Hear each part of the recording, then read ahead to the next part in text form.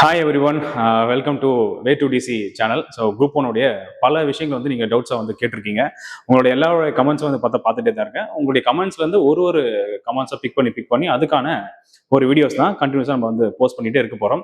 So அதில் particularly ஒருத்தருடைய comment என்னவா இருந்துச்சு அப்படின்னா, இப்போ குரூப் ஒன் நான் ப்ரிப்பேர் பண்ணுறேன் அப்படின்னும் பொழுது நான் எப்படி நோட் மேக் பண்ணணும், இப்போ நோட்ஸ் எழுதணும்ல, நோட்ஸ் எழுதுறது எப்படி எழுதுறது, வெறும் புக்கே படிச்சுட்டு போயிடலாமா, இல்லை வந்து அவுட் சோர்ஸ் புக்ஸ் வந்து நான் ரெஃபர் பண்ணுறதா, இல்லை பர்டிகுலர்லி ஒரு புக்கோடையே ட்ராவல் பண்ணிட்டு போனால் சரியா இருக்குமா, இல்லை எல்லாத்தோடைய புக்கு வாங்கி வச்சுட்டு அப்படியே ஃபுல்லாக அடிக்க வச்சுட்டு அதுக்குள்ளே பூந்து விளையாடிட்டு இருந்தாக்கா குரூப் ஒன் பாஸ் பண்ணிடலாம்ல. அந்த மாதிரி நிறைய டவுட்ஸ் வந்து கண்டினியூஸாக வந்துட்டு இருக்கான். சரி, நீங்கள் அதை பார்த்துட்டு இருப்பீங்க. அதுக்கான ஒரு கிளாரிஃபிகேஷன் வீடியோ மாதிரி தான் இது எடுத்துக்கலாம். ஓகேவா? நோட்ஸ் மேக் பண்ணுறது முக்கியமா அப்படின்னு ஒரு கொஸ்டின் இருக்கு. ஏன்னா ஒரு 6 மாதம் டியூரேஷன் இருக்கு அப்படின்னா நான் நோட்ஸ் மட்டுமே எடுத்துகிட்டே போயிட்டே இருந்தாக்கா அது சரியா இருக்குமா அப்படின்னு ஒரு டவுட்லாம் இருக்கும்ல. அதை நம்ம ஃபர்ஸ்ட் என்ன பண்ணலாம், ஒரு சின்ன டாபிக் வச்சுட்டு உங்களுக்கு வந்து நான் தெளிவுபடுத்த முயற்சி செய்கிறேன். முடிஞ்ச வரைக்கும் அதை புரிஞ்சுக்கவும் நீங்கள் ட்ரை பண்ணுங்க. ஓகே, சரி பார்க்கலாம். குரூப் ஒன்றுக்கு நான் கண்டிப்பாக எழுதணுமா அப்படின்னு பார்த்தா எழுதுறது ரொம்ப நல்லது. இப்போ குரூப் 4 மாதிரி எக்ஸாம்ஸையோ இல்லை வேற ஏதாச்சும் ஒரு சில எக்ஸாம்ஸ் வந்து நம்ம ஃபோக்கஸ் பண்ணுறோம் அப்படின்னு சொல்லி யோசிச்சோம் அப்படின்னா அதுக்கு நீ பெருசாக எழுதணுன்றது தேவை கிடையாது தான். ஏன்னா அந்த காலகட்டத்தை எழுதக்கூடிய டைம் பீரியடை நீங்கள் வந்து ப்ரிப்பரேஷன் மட்டும் பயன்படுத்திட்டு அப்படியே நீங்கள் வந்து ப்ரிலிம்ஸ் மட்டும் அட்டன் பண்ணிட்டு போகிறதுனால ஒரு பெரிய பிரச்சனைன்றது கிடையாது. பட் மெயின்ஸ் மாதிரி எக்ஸாம்ஸ் நம்ம அட்டன் பண்ணும்பொழுது ஓகேவா, கண்டிப்பாக குரூப் ஒன் எழுதி நம்ம கிளியர் பண்ண போறோம்னா மெயின்ஸை தாண்டி தான் நம்ம போய் ஆகணும். அப்போ மெயின்ஸுக்கு மட்டும் திடீர்னு போயிட்டு எழுதக்கூடிய விஷயங்கள் வந்து பட்டு வந்துருமா, ஹேண்ட் ரைட்டிங் வரணும், அதுக்கான ஒரு ப்ரெசன்டேஷன் வரணும் அப்படின்னும் பொழுது ட்ரீம்ஸ் லெவல்லே வந்து பார்த்தா ஒரு சில விஷயத்தை கையாளுறது மிகவும் நல்லது. அவ்வளவுதான். அதுக்கு நோட்ஸ் மேக் பண்றது ஒரு நல்ல ஹேபிட், ஆக்சுவலி நல்ல ஹேபிட். இது நிறைய பேருக்கு நிறைய விதமான கருத்துக்கள் நிச்சயமா இருக்கும். ஒரு சில பேர் வந்து எழுதிட்டே போனா டைம் வேஸ்ட் ஆயிடும் யோசிப்பாங்க. பட் எப்போ வந்து ஒரு டாப்பிக்கை நீங்க தெளிவாகலாம் அப்படின்னா அதுக்கு ஒரு சில ஸ்ட்ராட்டஜி நம்ம ஃபாலோ பண்ணணும். வழக்கமா நம்ம சொல்றதுதான். இது வந்து பல பேருக்கு தெரிஞ்சிருக்கலாம், இது ஒரு சில பேருக்கு தெரியாம இருக்கலாம். தெரியாத ஆட்களுக்கு மட்டும் இதை நீங்க எடுத்துக்கோங்களேன். எக்ஸாம்பிளுக்கு நம்ம வந்து ஒரு ஹிஸ்டரி டாபிக் எடுத்துப்போம். ஹிஸ்டரியில குப்தர்கள் சொல்லி ஒரு டாபிக் இருக்கு, குப்தாஸ்னு ஒரு டாபிக் இருக்கு. இப்போ நம்ம இது எங்கெங்கெல்லாம் ஃபர்ஸ்ட் கவர் ஆகுது அப்படின்றத நமக்கு நிறைய பேர் தெரிஞ்சிருக்கும். வேர் டு ஸ்டடியும் இதுக்கப்புறம் நம்ம வரக்கூடிய சேனல்ஸ்ல அடுத்தடுத்த வீடியோஸ்ல நம்ம என்ன பண்ண போறோம், ஒரு சப்ஜெக்ட்டுக்கும் வேர் டு ஸ்டடின்றது எங்கெங்க ஸ்கூல் புக்ல படிக்கணும் அப்படின்றத நம்ம சொல்ல போறோம். அது அடுத்த வீடியோல நம்ம பார்த்துக்கலாம். இதுக்கு முன்னாடி அவுட் சோர்ஸ் புக்ஸ் என்ன அப்படின்றத ஆல்ரெடி வீடியோ போஸ்ட் பண்ணி முடிச்சிட்டோம். சரி, இப்போ வந்து ஃபர்ஸ்ட் ஒரு டாபிக் மட்டும் எடுத்துக்கலாம். குப்தாஸ். குப்தாஸ் பத்தி நான் படிக்கணும்னா நான் என்ன புக்ஸ் படிக்கணும், ஸ்கூல் புக்ல நான் எங்க ரெஃபர் பண்ணணும் அப்படின்னு இருக்கு. இந்த பாயிண்ட் பார்க்கலாம் பாருங்க. இது 2 புக்ல மேஜரா இருக்கு. 2 புக்ன்றது எங்க அப்படின்னு பாத்தீங்கன்னா 6th புக் இருக்கு இல்லையா, 6th புக்ல 3rd டேர்ம்ல லெசன் 3. ஓகேவா, 3rd டேர்ம்ல லெசன் 3ல குப்தாஸ் பத்தி கவர் ஆகுது. அதே மாதிரி 11th புக் இருக்குல்ல, 11th ஹிஸ்டரி புக் இருக்கு. 11th ஹிஸ்டரி புக்ல 7th லெசன்ல கவர் ஆகும். ஸோ இந்த 2 லெசன் படிச்சீங்கன்னா குப்தா சம்மந்தப்பட்டிருக்கக்கூடிய எல்லா டேட்டாஸும் நீங்க என்ன பண்ணிக்க முடியும் அப்படின்னா தெளிவா தெரிஞ்சுக்க முடியும். சரி, இதுதான் எனக்கு தெரியுமே, அதுக்கு எதுக்கு நான் அந்த வீடியோக்கு வரணும் அப்படின்னா அது எப்படி மேக் பண்ணணும் அப்படின்னு சொல்லி நம்ம பார்ப்போம். இதுக்கு நான் வந்து உங்களோட 2 புக்கையும் வந்து நான் உங்களுக்கு தெளிவாக காட்டுறேன் பாருங்க. இப்போ நீங்க வந்து பாருங்க, இப்போ 6th புக் எடுத்து படிக்கிறீங்க அப்படி எடுத்துக்குமே. இப்போ 6th புக் எடுத்து படிக்கிறீங்கன்னா 6th புக்ல இந்த மாதிரி இது வந்து ஸ்டார்ட் ஆகும். ஓகேவா, இதெல்லாம் ஸ்டார்ட் ஆகும், இதெல்லாம் பிரச்சனை கிடையாது.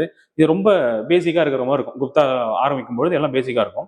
பட் இதில் நம்ம எப்படி பார்க்கணும்னு சொல்லி பாருங்க. ஃபர்ஸ்ட் குப்த பேரரசு வந்து பார்த்தீங்கன்னா அதோட வம்சம் நிறுவப்படல் அப்படின்னு ஒரு டாபிக்ல இருந்து ஆரம்பிக்குதா. இப்போ நீங்க என்ன செய்யணும்னா ஃபர்ஸ்ட் ஒரு நோட் மேக்கிங் பண்றதுக்கு என்ன மாதிரி ஸ்ட்ராட்டஜியை நம்ம பயன்படுத்தணுன்றத கொஞ்சம் கொஞ்சமா நான் ஸ்டார்ட் பண்ற மாதிரி ஒரு பெர்ஸ்பெக்ஷனா நான் சொல்றேன். என்னன்னா நீங்க ஃபர்ஸ்ட் முதல்ல என்ன செய்யணும் அப்படின்னா A4 ஷீட்ஸ் இருக்குல்ல, A4 ஷீட்ஸ் வாங்கி நீங்க வந்து பயன்படுத்தலாம். ஏன்னா அதுதான் இருக்கிறதுல ஈஸியஸ்ட் மெத்தட். நீங்க ஒரு நோட் எடுத்து எழுத ஆரம்பிக்கும் போது அந்த நோட்ல மேபி நெருக்கி கூட எழுதுறதுக்கான வாய்ப்புகள் இருக்கலாம். இல்ல ஏதாச்சும் ஒரு சில புதிய விஷயங்கள் நீங்க சேர்க்கணும்னு நினைக்கும் பொழுது அந்த நோட் இடம் பத்தாம போயிடும். இல்ல அந்த குவாலிட்டி ஆஃப் நோட் வந்து ஆக்சுவலி கம்மியா இருந்துச்சு அப்படின்னா 4 அடைவுல வந்து பார்த்தா அந்த நோட்ல இருக்கக்கூடிய எழுத்துக்கள் வந்து பின்னாடி தெரிய ஆரம்பிச்சிடும். ஸோ அந்த மாதிரி நிறைய இஷ்யூஸ் வந்து பார்த்தா இருக்கும். ஸோ அதை நம்ம அப்படியே நம்ம ஒதுக்கலாம். அது வந்து ஓல்டு மெத்தட். இப்போ நியூ மெத்தட்ல நம்ம எப்படி ஃபாலோ பண்ணலாம் அப்படின்னா A4 ஷீட்ஸ் வாங்க. A4 ஷீட்ஸ் ஆனால் வாங்குறது பிரச்சனை கிடையாது, நீங்க நோட்ஸ் எடுக்கிறது பிரச்சனை கிடையாது. அதை வந்து லாங் ரன்னுக்கு நீங்க வச்சிருக்கணும். எழுதிட்டு நீங்க மட்டும் பறக்க விட்டீங்கன்னா அது சரி வராது. எழுதுங்க. எழுதுறது எப்படி ஆரம்பிக்கணும்னு சொல்ற பாருங்க. ஃபர்ஸ்ட் குப்தர்கள் டாபிக் போறீங்கன்னா குப்தர்கள் ஏன் வந்து ஆரம்பிக்கிறாங்க, என்ன மாதிரி அவங்களோட இன்ட்ரோடக்ஷன் வந்து 2 லெசனுமே கொடுத்துருப்பாங்க. எங்க 11th புக்லையும் பார்த்தோம். 11th புக்ல 7th லெசன் இருக்கு. அதே மாதிரி 6th புக்ல 3rd டேர்ம்ல 3rd லெசன் இருக்கு. இப்போ 2தோட இன்ட்ரோடக்ஷன் நீங்க படிங்க. இன்ட்ரோடக்ஷன் உங்களுக்கு தேவைப்படுற கருத்துக்களை மட்டும் ஷார்ட்டா நோட் பண்ணிக்கோங்க போதும். ஓகேவா, இந்த ரீசனுக்காக தான் வந்து ஆரம்பிச்சிருக்கு. இந்த மாதிரி வந்து அவங்களுடைய துவக்கமட்டத்தை இருந்திருக்குது அப்படின்றது ரீசன் மட்டும் அவங்க ஆரம்பிச்சுட்டு யாரு ஸ்டார்ட் பண்ணிருக்கா அப்படின்ற ஒரு காலகட்டத்தில் வந்து போவாங்க. ஸோ ஆரம்பிச்சது யாரு அப்படின்னு சொல்லி பாருங்க. அங்கதான் இருந்திருக்கும் ஸ்ரீகுப்தர் அப்படின்னு ஆரம்பிச்சிருக்கும். அதுல இருந்து ஒரு சில கருத்துக்கள் இங்க இருக்கும். இப்ப பேரலி நீங்க என்ன செய்யணும் அப்படின்னா 11th புக்கோடைய இன்ட்ரோடக்ஷன் படிக்கணும். இது 2த்துலயும் வந்து பார்த்தா இங்க கொடுக்காத ஒரு சில எக்ஸ்பான்ஷன் அங்க கொடுத்துருப்பான். ஓகே, இங்க கொடுக்காத ஒரு சில எக்ஸ்பான்ஷன் அப்படின்றது அங்க கொடுக்கப்பட்டிருக்கும். ஸோ அதையும் நம்ம வந்து பேரலா பார்க்கலாம் பாருங்க. என்ன மாதிரிலாம் கொடுத்துருக்காங்க அப்படின்னு சொல்லி பார்ப்போம். இங்கிலீஷ் மீடியம் தமிழ் மீடியம் ரெண்டுமே நான் உங்களுக்கு சேர்த்து சொல்லிடுறேன் பாருங்க. ஸோ இப்போ இங்க வந்து பாருங்க, இந்த பாயிண்ட்ல நம்ம குப்தாஸை பற்றி படிக்கிறோம் அப்படின்னா நிறைய தகவல்கள் இங்கே வந்து பார்த்தா வழங்கப்பட்டிருக்கும். ஓகேவா, நம்ம முடிவெடுத்து பார்க்கலாம். ஸோ இங்கே பாருங்க, இந்த பாயிண்ட்ல பாருங்க, இன்ட்ரோடக்ஷன் ஷார்ட்டாக போயிட்டாங்களா 6th புக்ல.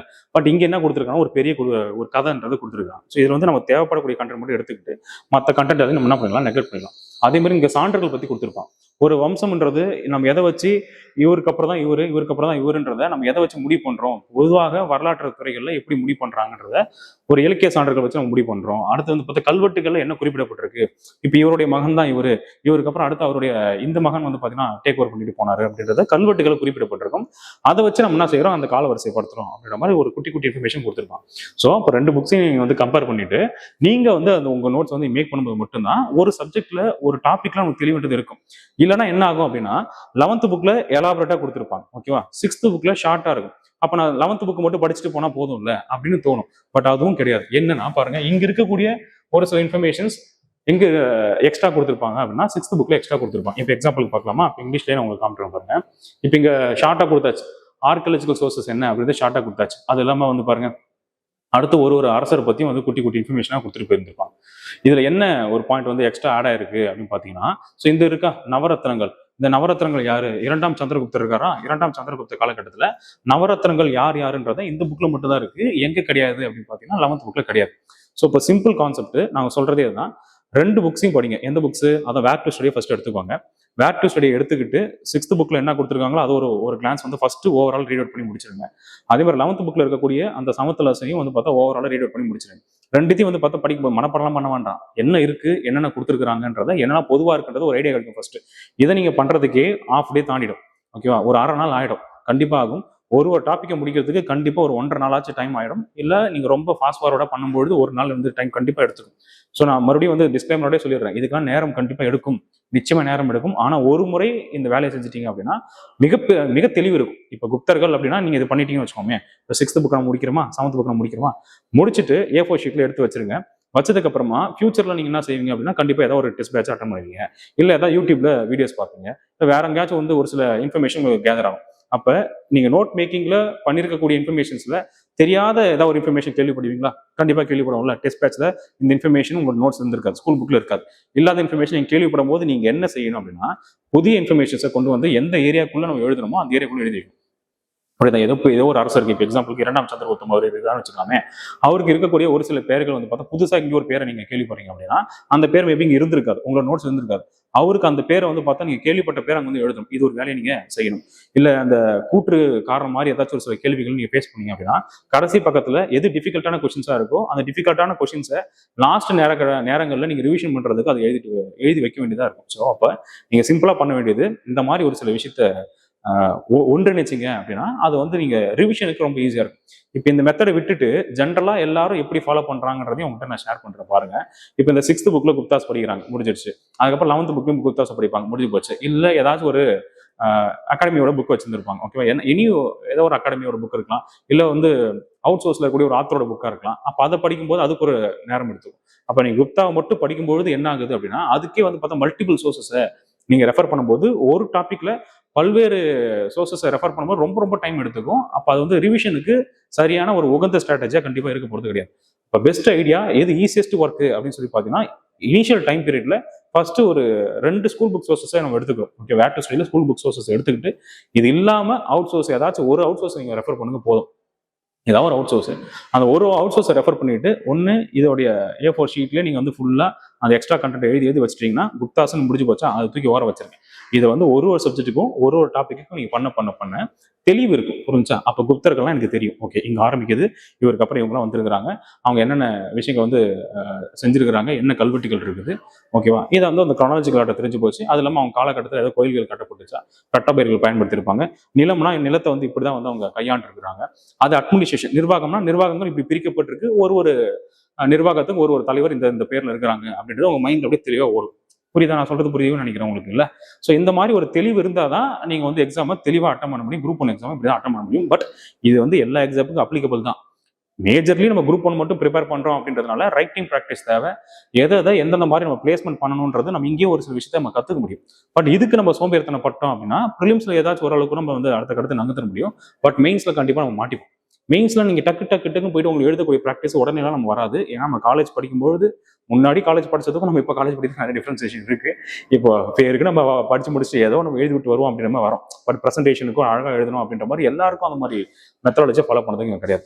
பட் நான் அந்த டிஎன்பிசியோட ப்ரிப்பரேஷன்ல எழுதுறது வந்து மிகவும் குறைவாயிடுது இப்போ இருக்கக்கூடிய காலகட்டத்துக்கு. ஏன்னா எல்லாம் யூடியூப் வந்துருச்சு, பிடிஎஃப் வந்துருச்சு, அப்படியே பார்த்து நம்ம அப்படியே ஓடிடுற சூழ்நிலையில இருக்கும். இப்போ நல்லா நீங்க யோசிச்சு பாருங்க, நீங்க ஸ்கூல் படிக்கும்போதோ காலேஜ் படிக்கும்போதோ இருக்கக்கூடிய உங்க லெஜிபிள் ஹேண்ட் ரைட்டிங் இப்போ அதே அளவுக்கு அழகா இருக்கான்றதை நோட் பண்ணிக்கோங்க. அழகா இருந்தால் ரொம்ப ரொம்ப சந்தோஷம். பட் வந்து அழகா இல்லாம போச்சு அப்படின்னா நம்ம எழுத்துத்தை குறைச்சிருந்திருக்கும். அப்ப அந்த விஷயத்த கொஞ்சம் சரி பண்ணணும் அப்படின்னா இந்த நோட் மேக்கிங் வந்து உங்களுக்கு நிச்சயமா ஹெல்ப்ஃபுல்லா இருக்கும். நிச்சயமா ஹெல்ப்ஃபுல்லா இருக்கும். நான் எப்பயுமே சொல்ற மாதிரி ஏதோ மாட்டு ஒரு வந்து சொல்றாரு அவர் மட்டும் போயிடுவார் அப்படின்ற மாதிரி தயவு செஞ்சு நீங்க யோசிக்க வேண்டாம். இதை வந்து அப்ளை பண்ணுங்க. இதெல்லாம் வந்து மேஜரா அப்ளை பண்ணிட்டு எது பெஸ்ட் மெத்தடா எங்களுக்கு தோணுதோ எங்களுக்கு தோன்றதை உங்ககிட்ட ஷேர் பண்றோம். அவ்வளவுதான் நம்ம இந்த கண்டென்ட்ல பண்றோம். நான் மற்றபடி நீங்க இதை ஃபாலோ பண்ணி தான் ஆகணும்லாம் எதுவுமே கிடையாது. புரிஞ்சிருக்கவங்க இதை வந்து பார்த்தா ஓகே இது நல்லா இருக்கும் ட்ரை பண்ணி பார்க்குறவங்க ட்ரை பண்ணுங்க. நல்லா இருந்துச்சுனாக்கா நீங்க அதை ஃபாலோ பண்ணிக்கோங்க. இல்ல எனக்கு ரொம்ப கால விரயம் ஆகுது அப்படின்னா அதுக்கேற்ற வேற ஏதாச்சும் அல்டர்னேட்டிவ் மெத்தடை நீங்க கண்டுபிடிச்சு வச்சுக்கோங்க. சரிங்களா? இதுதான் பெஸ்ட் வேணும்லாம் இல்லை.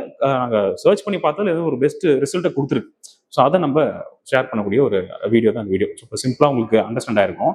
இப்போ பாருங்களேன், இப்போ இந்த கண்டென்ட்லாம் சொல்லிட்டுனா ஒருத்தருக்கு என்னென்ன பேர் இருக்கு அப்படின்னு சொல்லி பார்த்தோம். இப்போ 2ஆம் சந்திரகுப்தரை பத்தி இங்க கொடுத்துருக்காங்க. 2ஆம் சந்திரகுப்தரை பத்தி ஒரு சில இன்ஃபர்மேஷன் இருக்கா? அப்போ இதே டாபிக் நீங்க எங்கேயும் படிக்க வேண்டியதா இருக்கும், 6th புக்லையும் நீங்க படிக்க வேண்டியதா இருக்கும். கரெக்டா? இப்போ 6thலையும் நம்ம படிக்கிறோம், இப்போ 11thலையும் நம்ம படிக்கிறோம் அப்படின்னு பாருங்க. 11th படிச்சாலும் இதே மாதிரி இந்த இடத்துல கண்டென்ட் அப்படின்றது இந்த இடத்துல கொடுத்துருப்பாங்க. ஸோ அதை பார்க்கும்போது அங்க வந்து எக்ஸ்ட்ரா கண்டென்ட் கண்டிப்பா இருக்கும். ஸோ இங்கேயும் 2ஆம் சந்திரகுப்தரை பத்தி கொடுத்துருப்பாங்க. இப்போ அங்க ஒரு சில இன்ஃபர்மேஷன் எக்ஸ்ட்ரா வரும்போது நம்ம என்ன செஞ்சிடணும், இப்போ ஒரே ஒரு டாபிக் தான் போகணும். 2ஆம் சந்திரகுப்தர் போறோம்னா ஒரு கால வரிசையை நம்ம படுத்திக்கணும். இப்போ இங்க இவ்வளவு இன்ஃபர்மேஷன் எக்ஸ்ட்ரா இருக்கு. ஸோ இந்த இன்ஃபர்மேஷன்ஸ்ல எது நமக்கு தேர்வு நோக்கில் தேவைப்படுமோ அந்த தேர்வு நோக்கில் தேவைப்படக்கூடிய பாயிண்ட்ஸ் மட்டும் 2ஆம் சந்திரகுப்தர் கீழே 6th புக்கு கண்டென்ட் உள்ள வந்துடணும், 11th புக்கோட கண்டென்ட் உள்ள வந்துடும். கீழே கொஞ்சம் எப்பயுமே கேப் இருக்கணும். கண்டிப்பா எப்பயுமே கேப் இருக்கணும். ஏன்னா எதிர்காலத்தில் நான் சொல்லிட்டேன், டெஸ்ட் பேட்ச் அட்டன் பண்ணுவீங்க, இல்லை ஏதாச்சும் ஒரு வீடியோ பார்ப்பீங்க, இல்லை வேற ஏதாச்சும் அவுட் சோர்ஸ் புக்கை ரெஃபர் பண்ணுவீங்க, அங்கே ஏதாவது எக்ஸ்ட்ரா இன்ஃபர்மேஷன் கிடைக்கும். அந்த எக்ஸ்ட்ரா இன்ஃபர்மேஷனை எப்பயுமே எழுதுறதுன்னு ஒரு கேப் இருக்கணும். புரிஞ்சா? எப்பயுமே நெருக்கி நான் ரொம்ப சிக்கனப்படுத்துறேன். தயவு செஞ்சு நோட் மேக்கிங் சிக்கனப்படுத்தி வச்சிடாதீங்க. இன்னொரு பாயிண்ட் என்ன செய்யணும் அப்படின்னா மல்டிபிள் கலர்ஸ் யூஸ் பண்ணுங்க. மினிமம் 3 கலர் பென்சில் யூஸ் பண்ணுங்க. கண்டிப்பா பிளாக் யூஸ் பண்ணுங்க. நோட் மேக்கிங் மெயின்ஸுக்கு நம்ம பிளாக்ல மட்டும் தான் எழுத போறோம். இங்க நோட் மேக்கிங்க்கு மல்டிபிள் கலர்ஸ் இருந்தால் மட்டும்தான் மைண்ட் வந்து பார்த்தா ரொம்ப நேரம் வந்து அதில் கடந்து போகும். நீங்க நல்லா யோசிச்சு பார்த்தீங்கன்னா இந்த ஸ்கூல் புக் படிக்கும்போது நமக்கு வந்து கொஞ்சம் நேரம் அதிகமாக படிக்கிற மாதிரி தோணும். பட் நியூஸ் பேப்பர் படிக்கும்போது நமக்கு எது கடுப்பாகுது? நியூஸ் பேப்பர் பாருங்களேன், இந்த பக்கம் ஒரு காலம் இந்த பக்கம் ஒரு காலம் மல்டிபிள் காலம்ஸ் கொடுப்பாங்க. அது எதுவுமே வார்த்தைகளுக்கு டிஃபரன்சியேஷன் இருக்காது. அப்போ நீங்க ரொம்ப வந்து கவனம் செலுத்தி படிக்க வேண்டியதா இருக்கும். எல்லாம் ஒரே கலராக இருக்கும், வெறும் பிளாக் அண்ட் ஒயிட்டா இருக்கும். அப்போ ஒரு லெவலுக்கு மேலே கடுப்பாயிடும். அப்போ அதிக நேரம் உங்களால வந்து அதில் ஃபோக்கஸ் பண்ணவே முடியாது. இந்த மாதிரி நிறைய சிரமங்கள் இருக்கிறதுனால தான் சின்ன வயசுலேயே வந்து பார்த்தா பசங்களை அட்ராக்ட் பண்ணணுன்றதுனால தான் இதெல்லாம் வந்து பாருங்க யாருக்காக கொடுத்தது, ஸ்கூல் பசங்க கொடுத்தது. அதனால அட்ராக்டிவா இருக்கணுன்றதுனால தான் அட்ராக்ட் பண்ணுறதுக்காக மல்டிபிள் கலர்ஸோ பாக்ஸஸோ அதெல்லாம் வந்து பார்த்தா யூஸ் பண்றாங்க. சிமிலர்லி நம்ம நோட் மேக்கிங்லையும் நம்ம அதை செய்யணும். ஸோ மல்டிபிள் கலர்ஸ் நீங்கள் எழுதும்போது நீங்கள் நல்லா யோசிச்சு பாருங்களேன். நம்ம எங்கேயாச்சும் நம்ம காலேஜ் படிக்கும்போதோ ஸ்கூல் படிக்கும்போதோ இந்த பாயிண்ட்ல இப்போ நம்ம டிஎன்பிசிக்கு நம்ம படிக்கும்போது கூட இது இந்த சைட் பேஜ்ல இந்த கலர்ல இங்கே வந்து போல்ட் பண்ணி கொடுத்துருப்பாங்க, இது பாக்ஸ் கண்டென்ட் அப்படின்றத மைண்டுக்கு வரும். ஸோ இப்போ நம்ம ஒரு டிஃபரன்ஷியேஷனோட நம்ம அந்த பேப்பர்ஸ் வந்து பார்க்கும்பொழுது கண்டிப்பா ஈஸியா வந்து பார்த்தா நமக்கே அறியாம அந்த கண்டென்ட்லாம் மைண்டுக்குள்ள உட்காரும். ஸோ அதுவும் நீங்க பிளான் பண்ணிக்க வேண்டியதான். இப்போ நான் உங்க சொன்னது சிம்பிள் கண்டென்ட் தான். மல்டிபிள் கலர்ஸ் ஒரு 3 கலர்ஸ் யூஸ் பண்ணுங்க. சப்ஹெட்டிங் போறீங்களா, சப்ஹெட்டிங் ஒரே கலர் தான். ரெட் கலர் யூஸ் பண்ணுங்க, ரெட் கலர் மட்டும் தான். கண்டென்ட் ஃபுல்லா பிளாக்ல எழுதுறீங்களா, கண்டென்ட் ஃபுல்லா பிளாக்ல எழுதுங்க. இம்பார்ட்டன்ட் பாயிண்ட்ஸ் மட்டும் நடுவில் இருக்கும்ல அதை மட்டும் ப்ளூல எழுத போறோம்னா ப்ளூல எழுதிக்கோங்க. என்ன கலரை நீங்க எப்படி சூஸ் பண்ணீங்க சூஸ் பண்ணிக்கோங்க. அதனால ஒரே மெத்தட வச்சுக்கோங்க. இப்படி வச்சிருக்கும்போது அந்த நோட்டுன்றது அழகா இருக்கும், அந்த நோட் மேக்கிங் அழகா இருக்கும். நீங்க ரிவிஷன் பண்ணும்போது சூப்பரா இருக்கும். இப்போ இதுக்கு வந்து ஒரு 1.5 நாள் செலவு பண்றீங்கன்னு வச்சுக்கலாமே. பட் இதை நீங்க திருப்பி ரிவிஷன் பண்றதுக்கு அதிகபட்சம் உங்களுக்கு ஆகக்கூடிய டைம் பீரியடே ஒன்று அரை மணி நேரமோ மேக்ஸிமம் 1 மணி நேரம் இவ்வளவுதான் ஆகும். ஸோ அப்போ ஒரு டாபிக் நீங்க டக்குன்னு ரிவிஷன் மட்டும் போயிடலாம். ஃபியூச்சருக்கு மெயின்ஸ் பயன்படுத்தும் போது கூட இந்த ஸ்ட்ரக்சர் யூஸ் பண்ணி பயன்படுத்திக்கலாம். ஆனா குப்தர்கள் வந்து உங்களுக்கு மெயின்ஸ் வரப்போறது கிடையாது. மற்ற சப்ஜெக்ட்லாம் இருக்கு இல்லையா? இப்போ குடியுரிமை எழுதுறீங்க அப்படின்னா குடியுரிமை வந்து உங்களுக்கு பயன்படும். இப்போ ஐரோப்பியர்களுடைய வருகை இருக்குல்ல, அட்வான்ஸ் ஆஃப் யூரோப்பியன்ஸ் நம்ம எழுதுறோம் அப்படின்னா அது வந்து கண்டிப்பா மெயின்ஸ்ல பயன்படும். தெரியுது இல்லை? ஸோ இந்த மாதிரி தான் நம்ம வந்து ஃபாலோ பண்ணணும். இது வந்து easiest way of note making தான். ஸோ அது இல்லாமல் பாருங்க எங்க எக்ஸ்ட்ரா இன்ஃபர்மேஷன்ஸ்லாம் நிறைய பாக்ஸ் கண்டென்ட்லாம் இங்கே இருக்கும். ஸோ அந்த மாதிரி தான் நீங்கள் பண்ணணும். இப்போ பாருங்க அவங்களுடைய நிர்வாகம் எப்படி இருக்கு. நான் சொன்னல நிர்வாகத்தை படிக்கிறீங்கன்னா இங்கேயும் நிர்வாகம் இருக்கு, எங்கேயும் நிர்வாகம் இருக்கு, 6th புக்லையும் நிர்வாகம் இருக்கு. அப்போ 2 நிர்வாகத்தையும் படிச்சுட்டு நிர்வாகத்துக்கு 2த்தையும் கன்ஃபைன் பண்ணி ஒரே டேட்டாவா நீங்க எழுதணும். இவ்வளவுதான் சிம்பிளஸ்ட் ஒர்க். பட் நான் தான் சொல்றேன்ல, இது கண்டிப்பா வந்து உங்களுக்கு நேரம் வந்து முதல் முறையா செய்யும்போது கண்டிப்பா வந்து நேரம் வந்து அதிகமா கண்டிப்பா எடுக்க தான் செய்யும். ஸோ என்னடா அது இவர் சொல்லிட்டு போயிட்டாரு, நமக்கு வந்து இவ்வளவு கஷ்டமா இருக்கு அப்படின்ற மாதிரி யோசிக்க வேண்டாம்.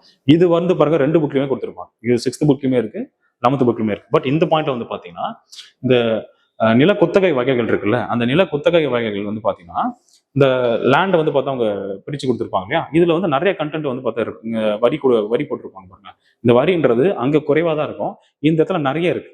ஸோ அப்போ நம்ம ரெண்டுத்தையும் வந்து merge பண்ணி படிக்கும்போது மட்டும்தான் அங்கே கொஸ்டின் கேட்டாலும் ஆன்சர் பண்ண முடியும், இங்கே கொஸ்டின் கேட்டாலும் ஆன்சர் பண்ண முடியும். இது ரெண்டு புத்தகத்தையும் ரெண்டுத்தையும் தனித்தனியாக வச்சுட்டோம் அப்படின்னா நிச்சயமா ரிவிஷன் பண்ணுறதுல நிச்சயமா சிரமம்ன்றது கண்டிப்பாக ஏற்பட தான் செய்யும். ஸோ சிம்பிளஸ்ட் மெத்தட் இது வந்து நம்ம கடைசியில் எப்படிலாம் கொண்டு வரலாம் அப்படின்றத ஒரு சின்ன சாம்பிள் மாதிரி காமிச்சிடற பாருங்க. இது நீங்க கடைசியில வந்து எல்லாத்தையும் கன்ஃபர்ம் பண்ணீங்கன்னா சும்மா காச்சும் லைட்டா ரொம்ப பெரிய டேட்டாலாம் உங்களுக்கு கொடுக்கல. First political history and key rules. So வந்து யார் ஃபவுண்டேஷன் பண்ணா, யார் வந்து இதை தூங்கி இருப்பா, இது வந்து விரிவாக்கம் செஞ்சது யாரு, யாருடைய காலகட்டத்தில் ரொம்ப உச்சத்தில் இருந்துச்சு, ஓகேவா, எதனால வந்து பார்த்தா அது வந்து வீழ்ச்சி அடைய தொடங்குச்சு, இது வந்து ஒரு லைன் முடிஞ்சு போச்சு. அவங்களுடைய நிர்வாகம் எப்படி இருந்துச்சு, நிர்வாகத்தில் எப்படி எப்படி வச்சிருந்திருப்பாங்க, வைசியர்கள்லாம் யாரு, இந்த கிராமத்திகாஸ் அப்படின்னா அவங்க யாரு, அவங்க ஒரு பாயிண்ட், ஹெட்மேன்லாம் யார் கொடுத்துருப்பாங்க, அதே மாதிரி வந்து பார்த்தா புக்திஸ்லாம் யாரு, இந்த மாதிரி வந்து ஒருத்தருடைய பேரு, அவங்க வந்து எந்த நிர்வாக அலகத்துக்கு எந்த டிவிஷனுக்கு வந்து பார்த்தா ஹெட்டாக இருந்திருப்பாங்க. இது சிம்பிளா முடிச்சுக்கலாம். ஓகே, அப்ப நீதித்துறைன்றது எப்படி இருந்துச்சு, அது வந்து சிவில் துறைகள் இருந்துச்சா, கிரிமினல் துறைகள் இருந்துச்சா, சிவில் வழக்குகள்லாம் யாரால விசாரிக்கப்பட்டுச்சு, கிரிமினல் வழக்குகள்லாம் யாரால விசாரிக்கப்பட்டுச்சு, இல்லை ரெண்டுமே பொதுவான ஒரு ஆள் தான் விசாரிச்சாரா, இல்லை அரசர் தான் வந்து பார்த்தா அதை விசாரிச்சாரான்ற எல்லா தெளிவும் நீங்க ஒரு டாபிக்ல எழுதி வச்சிட்டீங்க அப்படின்னா உங்களுக்கு எந்த டாபிக்ல சந்தேகம் இருக்கோ அதை அப்படி போய் ரெஃபர் பண்றதுக்கு ஈஸியான ஒரு வழிமுறையா இருக்கும். ஓகே, அப்புறம் culture, art and architecture. Okay, அப்போ கல்ச்சர் ரிலேட்டடா கோயில்கள் சம்மந்தப்பட்டோ இல்லை ஆர்ட் அண்ட் ஆர்கிடெக்சர் அப்படின்னு இருக்குன்னா அதான் அது சம்மந்தப்பட்டிருக்கக்கூடிய கலாச்சாரம் சம்மந்தப்பட்டிருக்கக்கூடிய அனைத்து விஷயங்களுமே வந்து பார்த்தா ஒரே இடத்துக்குள்ள நீங்க கொண்டு வந்துட்டீங்க அப்படின்னா அதுவும் ஈஸியா இருக்கும். இல்லை அவங்க காலகட்டத்தில் கல்வின்றது எப்படி இருந்துச்சு, புதிய கண்டுபிடிப்புகள் எதனா இருந்துச்சுன்னா அது சம்மந்தப்பட்டக்கூடிய இன்ஃபர்மேஷன்ஸ், அப்புறம் அவங்களுடைய பொது வாழ்க்கை, பாருங்க சோஷியல் அண்ட் எக்கனாமிக் லைஃப், சமுதாயத்தில் அவங்களுடைய நிலைமைன்றது எப்படி இருந்துச்சு, பொருளாதார ரீதியாக அவங்க எப்படி இருந்தாங்க, இந்த மாதிரி எல்லாத்தையும் நீங்கள் வந்து ஒரு ஸ்ட்ரக்சருக்குள்ள கொண்டு வந்துட்டீங்க அப்படின்னா அது ஈஸியாக இருக்கும். அதான் உங்களுக்கு தமிழே சொல்லியிருக்கு பாருங்க. தோற்றம், அது விரிவாக்கம் என்ன, ஸோ அதுக்கப்புறம் வந்து பார்த்தா யாருடைய காலகட்டத்து உச்சத்தில் இருந்துச்சு, எதனால வீழ்ச்சி அடைஞ்சிச்சு. இப்போ நிர்வாகத்தையும் அதே மாதிரி தான், நிர்வாக அலகுகளாக யாராக இருந்திருப்பா அப்படின்னா புக்திகள் வந்து பார்த்தா யாருக்கிட்ட இருக்கும். ஸோ வந்து கிராமத்தியாகஷா அப்படின்னு ஒரு கண்டென்ட் கொடுத்துருப்பாங்க இல்லையா, இது வந்து சும்மா ஒரு ரெஃபரன்ஸ்க்கு எடுத்து போட்டது. ஸோ அதனால நீங்க அடுத்த கட்டத்தில் நீங்கள் எடுத்து பார்த்துக்க வேண்டியதான். கலாச்சாரத்தில் இலக்கியம் எப்படி இருந்துச்சு, கோயில் கட்டிடக்கலைகள் எப்படி இருந்துச்சு, ஸோ இந்த மாதிரி இருக்கக்கூடியது தான். ஓகேவா, இது எல்லாத்தையும் வந்து பார்த்தா ஒரு டாப்பிக்கில் கணிதம், வானியல், மருத்துவம் எப்படி இருக்கும், ஸோ பல்கலைக்கழகங்கள் எதனாச்சும் இருந்துச்சா இல்லையா அப்படின்றதுக்கான சான்றுகள், ஸோ பொருளாதாரம் எப்படி இருந்திருக்கு, மதம் எப்படி இருந்திருக்கு, சமூக அமைப்பு எப்படி இருந்திருக்கு, இந்த வர்ண கோட்பாடு இருந்துச்சா இல்லையா அப்படின்ற எல்லா பாயிண்ட்டுமே, உடன்கட்டை ஏறுதல் சம்மந்தப்பட்டு இருக்கக்கூடிய எல்லா நிகழ்வுகளையுமே நீங்கள் ஒருங்கிணைந்து ஒரு ஏரியாக்குள்ள ஒரு கன்ஃபைன் பண்ணி எழுதிட்டீங்க அப்படின்னா இது தெளிவாக இருக்கும், சொல்றது புரியும் அப்படின்ற மாதிரி நினைக்கிறேன்ல. ஸோ இவ்வளவுதான் அதனுடைய சிம்பிளஸ்ட் பாயிண்ட். நான் பெருசா எதுவுமே உங்களுக்கு சொல்லலை, சிம்பிளான ஒரு ஐடியா கொடுத்துருக்கேன். வேர் டு ஸ்டடின்னு ஒரு கான்செப்ட் இருக்கு, அது உங்க எல்லாருக்குமே தெரிஞ்சிருக்கும். தெரியாத பட்சத்தில் நீங்க கவலைப்பட வேண்டாம். அடுத்தடுத்த வீடியோஸ்ல ஒரு சப்ஜெக்ட்டுக்கும் வந்து பார்த்தா வேர் டு ஸ்டடி அப்படின்றத நான் போட்டுட்டே வந்துடுறேன். நீங்க அதை பத்தி ஒரி பண்ண வேண்டாம். இல்லைனா எல்லாத்தையும் சேர்த்து வச்சு உங்களுக்கு ஒரு டிரைவ்ல லிங்க்ல நான் போட்டு கொடுத்துறேன், அடுத்த வீடியோல போட்டு கொடுத்துறேன். அடுத்த வீடியோ நீங்க பார்க்கும்போது ஒரு டிரைவ்ல வேர் டு ஸ்டடின்றது குரூப் 1க்கு மட்டுமே பர்டிகுலர்லி நான் போட்டு தந்துடுறேன். அதை நீங்க பிரிண்ட் அவுட் எடுத்து நீங்க வச்சுக்கோங்க, கையில் வச்சுக்கோங்க. இல்லை நம்ம அகாடமிக்கு போனா கூட அங்கே வந்து உங்களுக்கு கண்டிப்பாக கிடைக்கும், அவங்களும் கொடுப்பாங்க, இஷ்யூ பண்ணுவாங்க, நோ இஷ்யூஸ் இல்லை. ஸோ இப்போ இது நான் உங்களுக்கு டிரைவ்லையும் கொடுத்துட்றேன், அடுத்த வீடியோல கண்டிப்பாக டிரைவ்ல உங்களுக்கு போட்டு கொடுத்துட்றேன். அதை நீங்க எடுத்து வச்சுக்கோங்க கையில். ஒரு சப்ஜெக்ட்டுக்குமே அந்த வேர் டு ஸ்டடியில் ஸ்கூல் புத்தகத்தில் என்ன இன்ஃபர்மேஷன்ஸ் இருக்கும் ஃபர்ஸ்ட் அதை வந்து நீங்க என்ன செய்யுங்க, கான்சன்ட்ரேட் பண்ணுங்க. ஓகேவா, நான் சொல்ற மாதிரி A4 ஷீட்ல எழுதி வச்சுக்கோங்க. அப்போ A4 ஷீட்ல எழுதி வச்சாக்க பறந்துருமே அப்படின்னு பார்த்தீங்கன்னா சிலபஸ் வைஸ் வந்து பாருங்க. ஃபர்ஸ்ட் ஹிஸ்ட்ரி நம்ம எங்க இருந்து ஆரம்பிக்கிறோம், இண்டஸ் வேலி சிவிலைசேஷன் ஆரம்பிக்கிறோம். அடுத்த குப்தர்கள் இல்லையா, அதுக்கப்புறம் டெல்லி சுல்தான்ஸ், அதுக்கப்புறம் வந்து பார்த்தீங்கன்னா முகல்ஸ் படிப்போம், மராத்தர்கள் படிப்போம், விஜயநகர் அண்ட் பாம்பே கிங்டம் படிப்போம், அப்புறம் தென்னிந்திய வரலாறு வந்து பார்த்தா படிப்போம். இது 7 டாபிக் கூட முடிஞ்சு போச்சு. அந்த 7 டாபிக் ஒட்டு மொத்தம் முடிஞ்சிச்சு அப்படின்னா நீங்க என்ன செய்யணும், ஃபர்ஸ்ட் ஐவிசி எழுதி முடிச்சிட்டீங்களா, அதுக்கப்புறம் ஒரு 3 பேப்பர் எக்ஸ்ட்ரா வச்சிருங்க. அடுத்து குப்தா எழுதிட்டீங்கன்னா 3 பேப்பர் எக்ஸ்ட்ரா வச்சிருங்க. அதுக்கப்புறம் டெல்லி சுல்தான் 3 பேப்பர் எக்ஸ்ட்ரா வச்சிருங்க. இந்த எக்ஸ்ட்ரா பேப்பர் வச்சுட்டு கடைசியில வந்து பார்த்தா ஒரு 10-15 பேப்பர் எக்ஸ்ட்ரா வச்சுட்டு ஒன்னா சேர்த்து நீங்க என்ன செஞ்சிருங்க, ஸ்பைரல் போட்டுருங்க.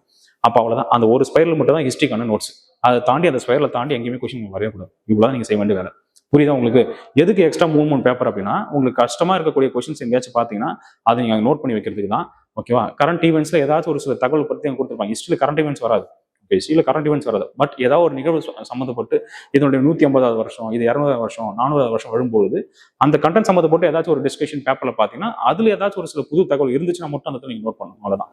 இதே விஷயத்த எக்கனாமிக்கு ஃபாலோ பண்ணுங்க, பாலிட்டிக்கு ஃபாலோ பண்ணுங்க, ஜியாகிரபிக்கு ஃபாலோ பண்ணுங்க, ஒரு சப்ஜெக்ட்டுக்கு இதை ஃபாலோ பண்ணுங்க. ஓகேவா, ஒரு யூனிட் இருக்குன்னா அந்த யூனிட்டுக்கு ஒட்டுமொத்த டேட்டா இவ்வளவுதான் அப்படின்றத நீங்க தெளிவா இருக்கும் பட்சத்துல உங்களுக்கு குரூப் 1 வந்து பார்த்தா தெளிவான ஒரு பாதைன்றது உங்க மைண்டுக்கே தோணிடும். வேற யாரோடைய கைடன்ஸும் ரொம்ப நீங்க எதிர்பார்த்து குழப்பத்தில் இருக்கக்கூடிய சூழ்நிலை எல்லாமே குறையும். புரியுது இல்லை? ஸோ இது வந்து நீங்க ட்ரை பண்ணி பாருங்க. இருக்கிறதுல கொஞ்சம் ஈஸியஸ்ட் ஒரு மெத்தடா இதை நீங்க எடுத்துக்கலாம். முக்கியமா இந்த விஷயத்த நான் வந்து உங்களுக்கு ஷேர் பண்ண நினைச்சேன். இப்போ நீங்க என்ன செய்வீங்கன்னா ப்ரிப்பரேஷன் நம்ம எங்க தெரியுமா பிரச்சனை வரும் நமக்கு, ஒரு புக்கு பார்ப்போம். அந்த புக்கை பார்க்கும்போது அது நல்லா இருக்குமே தெரியுமா, நம்ம ஃப்ரெண்ட் என்ன பண்ணுவாரு, இன்னொரு புக் வச்சிருப்பாரு. "டேய் இது நல்லா இருக்கேடா" அப்படின்ற மாதிரி அதுவும் நமக்கு வாங்கணும்னு தோணும். இதே மாதிரி ஒரே ஒரு சப்ஜெக்ட்க்கு ஒரு 4 புக்கு 5 புக் வச்சிருப்போம். இருக்கத்திலே நம்மளுடைய ப்ரிப்பரேஷனை பின்தங்க வைக்கிறது இந்த பிஹேவியர் தான். இதையும் நீங்க தெளிவா தெரிஞ்சுக்கோங்களேன். ஏன்னா ஒரே சப்ஜெக்ட்டுக்கு மல்டிபிள் சோர்சஸ் வச்சிருந்தீங்கன்னா நிச்சயமா ஒரு சப்ஜெக்ட் கடக்கிறதுக்கே வந்து பார்த்தா பல காலகமா ஆயிடும் நமக்கு. அப்ப நம்ம ப்ரிப்பரேஷனை ரொம்ப மந்தப்படுத்திடும். அப்ப என்ன சார், அப்ப எல்லா புக்கையும் படிச்சா நிறைய நாலேஜ் வரணும் சார், அப்ப நீங்க ஏன் ஆப்போசிட் அப்படி சொல்றீங்க, நிறைய புக்ஸ் படிக்கிறது நல்லது தானேன்னு பார்த்தா நிறைய புக்ஸ் படிக்கிறது நல்லது, நான் அதை இல்லைன்னே சொல்லல, கண்டிப்பா நல்லனே சொல்ல. பட் மல்டிபிள் சோர்சஸை நீங்க ரிவிஷன் பண்ண அதான் நீங்க ஒரு சப்ஜெக்ட்டுக்குள்ளேயே நீங்க சுத்தி கிடப்பீங்க. நேரத்தை ரொம்ப எடுத்துட்டு போமே தவிர்த்துட்டு நிறைய படிப்பீங்க, நிறைய செலவு வந்து பார்த்தீங்கன்னா உங்க மூலையை அந்த ஒரு சப்ஜெக்ட் பண்ணுவீங்க தவிர்த்துட்டு நமக்கு தேவைப்படக்கூடிய விஷயத்த கரெக்டாக வந்து நீங்க துரிதமா இந்த விஷயத்துக்கு இவ்வளோ தான் செலவு பண்ணணுன்றத கவனம் செலுத்த முடியுமா பார்த்தா அது வந்து நமக்கு கொஞ்சம் பிரச்சனையா இருக்கும். ஸோ அந்த மாதிரி விஷயங்களை தவிர்த்துருங்க. ஓகேவா, அதுக்கு தான் இப்படி ஒரு ஸ்ட்ராட்டஜிஸ் கொடுத்துருங்க. நீங்க சிம்பிளா செய்ய வேண்டியது, இப்போ ஸ்கூல் புக்கை எடுத்துக்க போறீங்க, ஏதாவது ஒரு அவுட் சோர்ஸ் கிடைச்சா கூட இதுலயே அப்டேட் பண்ண பழகுங்க.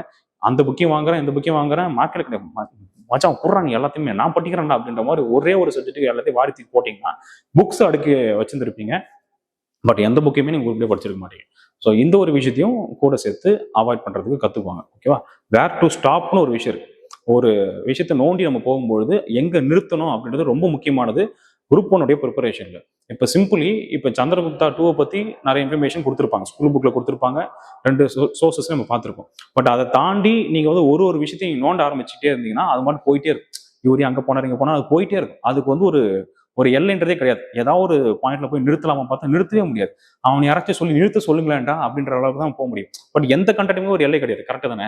ஏதாவது ஒரு விஷயத்தை தேடுங்களேன். இப்போ பாலிட்டியில் ஏதாச்சும் ஒரு வழக்கை பத்தி தேடுறீங்கன்னா அந்த வழக்கு தொடர்பாக நிறைய விஷயங்கள் இருக்கு, சரிங்களா? அப்படியே நீங்க நோண்டி நோண்டி போயிட்டே இருந்தீங்கன்னா அது மாட்டி போயிட்டே இருப்பீங்க தவிர்த்துட்டு. பட் எக்ஸாம் பெர்ஸ்பெக்டிவ்க்கு நம்ம எங்க அதை ஸ்டாப் பண்ணமோ அந்த கண்டென்ட்டோட நீங்க ஸ்டாப் பண்ணிடணும்.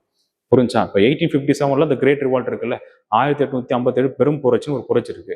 அந்த புரட்சியை நீங்க நோண்டி பார்த்தீங்கன்னா எவ்வளோ இன்ஃபர்மேஷன்ஸ் உங்களுக்கு கிடைச்சிட்டே இருக்கும். ஒருத்தரும் ஒரு ஏருக்கு டிராவல் பண்ணிட்டு போயிருப்பாங்க. அந்த மாதிரி நிறைய விஷயங்கள் இருந்துட்டே இருக்கும். பட் அது எல்லாத்தையும் நம்ம தெரிஞ்சுக்கலாம் பார்த்தா தெரிஞ்சுக்கலாம், தாராளமாக தெரிஞ்சுக்கலாம். பட் எக்ஸாமோடைய பெர்ஸ்பெக்டிவ் நமக்கு எது தேவை எது தேவைன்றதை ஒரு லெவல்ல நம்ம என்ன செய்யணும்னா அதை ஸ்டாப் பண்ணணும். அதை ஸ்டாப் பண்ண கத்துக்கணும். நிறைய பேர் வந்து இந்த ஆர்வம் அதிகமாக தூண்டப்படும். இந்த விஷயத்தை ஏதோ புதுசாக படிக்கும்போது அவங்களுக்கு அதிக ஆர்வம் வரும். எனக்குமே அந்த மாதிரிலாம் பிரச்சனை வந்துருக்குது. அப்போ அதிக ஆர்வம் வரும்போது அதை பற்றி நான் நோண்டிட்டே இருப்பேன், ரிசர்ச் பண்ணுற லெவலுக்கு போயிடுவேன். புரிஞ்சா? இன்னும் இன்ஃபர்மேஷன் நிறைய தெரியும். அந்த அறிவு பசின்றது ஸ்டார்டிங் ஸ்டேஜ்ல நிறைய தூண்டப்பட்டுரும். அதனால நம்ம வந்து ஒரே டாபிக்குள்ள ரொம்ப ரொம்ப ஆழ்ந்து ஆழ்ந்து போயிடுவோம். அதையுமே நம்ம கொஞ்சம் ஒரு லெவல்ல நிறுத்த கத்துக்கணும். இதை மட்டும் நீங்க கொஞ்சம் சரி பண்ணிக்கணும், சரியா? அதுக்கப்புறம் நிறைய டவுட்ஸும் கேட்டிருக்கீங்க, சரிங்களா? நிறைய டவுட்ஸுமே உங்களுக்கு கேட்டிருக்கீங்க. கண்டினியூஸாக வந்து உங்களோட வீடியோஸ்லாம் கேட்டிருக்கீங்க. ஒரு வீடியோஸுமே நம்ம வந்து நீங்கள் கேட்கறதுக்கு செய்யறதுக்கு தான் அந்த சேனல், நான் உங்களுக்கு சொல்லிட்டேன். ஓகேவா? இன்னொரு பாயிண்ட் கடைசியில் ஒரு உங்கள்கிட்ட நான் ஒரு கொஸ்டின் கேட்டுறேன். ஒரு லைவ் செஷன் மாதிரி நம்ம போடுறோம். வீக்லி வந்து ஒரு 2 லைவ் செஷன் கொண்டு வரணும். ஓகேவா? இல்ல அட்லீஸ்ட் வந்து ஒரு ஃபர்ஸ்ட் ஒரு லைவ் செஷன் வந்து நம்ம இந்த மந்த்ல இருந்து ஸ்டார்ட் பண்ணுவோம். பொங்கலுடைய செலிப்ரேஷன் முடிஞ்சதுக்கப்புறம் வந்து லைவ் செஷன் ஸ்டார்ட் பண்ணலாம். என்ன டேல எந்த டைம்ல லைவ் வச்சா உங்களுக்கு கன்வீனியன்ட்டா இருக்குன்றத உங்களுடைய கன்வீனியன்ஸ் நீங்க கமெண்ட் செக்ஷன்ல சொல்லுங்க. கண்டிப்பா நம்ம லைவ்ல எவ்ரி வீக் நம்ம டிஸ்கஸ் பண்ண தான் போறோம். உங்க எல்லாரோட கொஸ்டின்ஸுக்கும் ஒரு கொஸ்டின் ஆன்சர் பண்ணிட்டே வரதான் போறேன். இல்ல அதான் நான் சொல்லிட்டேன்ல, உங்களுக்கு என்ன மன குமுறல் இருக்கோ எல்லாத்தையும் கொட்டுங்க, நானும் கொட்டுறேன், ஜாலியா இருப்போம், அவ்வளவுதான். ஓகே, சரி, நீங்க சொல்லுங்க. நீங்க சொல்ல தான் வந்து எங்களுக்கு நான் ஒரு ஐடியாவுக்கு வர முடியும். மேஜரா எல்லாருக்கும் எந்த டைம் வந்து கன்வீனியன்ட்டா இருக்கிற மாதிரி இருக்கோ அந்த டைமுக்கு நம்ம என்ன செய்யலாம் அப்படின்னா, எவ்ரி வீக் அந்த டைமா வே டு டிசில நமக்கு லைவ் இருக்கும். அந்த லைவ்ல நம்ம டெய்லியுமே வீக்லி வந்து நம்ம டிஸ்கஸ் பண்ணலாம். ஓகேவா? ஒரு குட்டி ஐடியா, ஓகே, ஒரு குட்டி ஐடியா, அவ்வளவுதான். ஸோ அடுத்தடுத்த உங்களுடைய கொஷின்ஸுக்கு ஃபியூச்சரில் ஒரு வீடியோவாக வந்துட்டே இருக்கும். டைமை மட்டும் வேஸ்ட் பண்ணாமல் கொஞ்சம் கொஞ்சமாக க்ரோ ஆகிட்டே வந்துட்டே இருங்க, படிச்சுட்டே இருங்க.